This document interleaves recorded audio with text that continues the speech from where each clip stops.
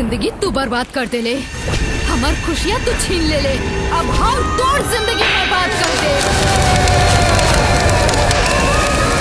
काहे इतना घूर घूर के देखा तारा? तहार मेहरारू है का? फोटो साफ करके सोचत रहनी। अच्छा हो गई है तरक ता?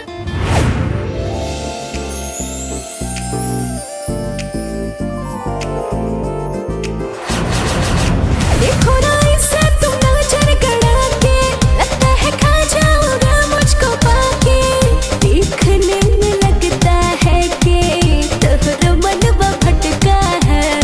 दीपक तोरा से बहुत प्यार करेले, तुझे देख के कुछ तो खटका है, दिल ओढ़नी के गोद में अटका है।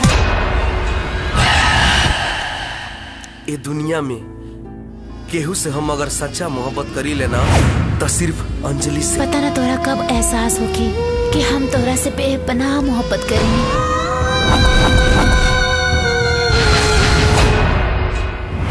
अरे कौन है?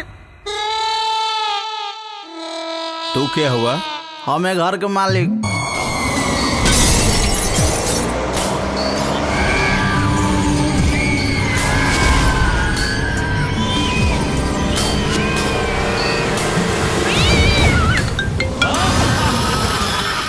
चोरी चोरी हमारा से मिले अवतारा, जान जाई के हो अपना दत्त सुधारा।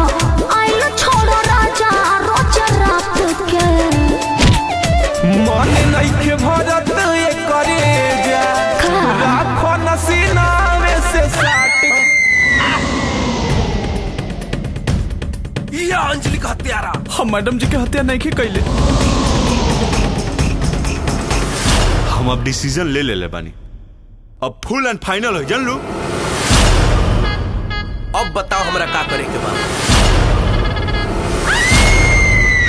देख दीपक जी पापा, बड़ा मेहनत और लगन से कंपनी के खड़ा कैले बानी। ई पोजीशन बा, गलती ना कहिए जैसे कंपनी का इज्जत हमरा इज्जत पे दाग लगे, बुझला नु? लोगावा कहेला अब हमनी के प्रेम के कहानी।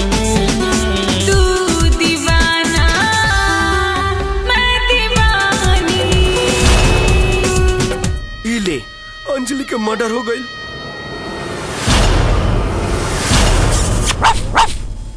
बुझाता कि तोहनी सपनों ना देख देबा हमें। कारियलिया ते हमरा प्यार के हमरे से जुदा कर देले। चल गइलू छोड़े के हमके, हमर जिंदगी वीरान हो गइल बा। का करी हम तोह से शिकायत, का करी हम तोह से शिकायत, जब जाने जुदा हो गइल बा।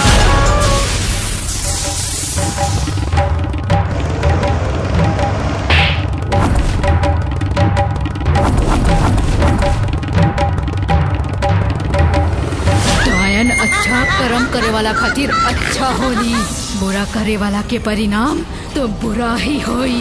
समझ नहीं रहुआ लोग?